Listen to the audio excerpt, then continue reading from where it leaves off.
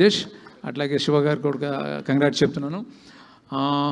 అట్లాగే కిరణ్ గురించి నాకు చాలా హ్యాపీగా అనిపించింది. అంటే ఎంత ఎనర్జెటిక్గా చేశారంటే తను నిజంగా రవి నాకు అభిజ్ఞ ఫిలిమ్స్ వెంకీ దుబాయ్ సినిమా చేసేటప్పుడు రవి ఎలా ఉండేవాడు అలా అనిపించాడు. సో తనకి చాలా చాలా మంచి ఫ్యూచర్ ఉంటుంది. అంటే నాట్ ఓన్లీ కామెడీ, తను ఎమోషన్ కూడా ఫెంటాస్టిక్గా చేస్తాడు. తన ఫిల్మ్ ఎస్ఆర్ కళ్యాణ్ మండపంలో ఒక షాట్ ఉంటుంది, నేను తను మనకు కూడా చెప్పాను.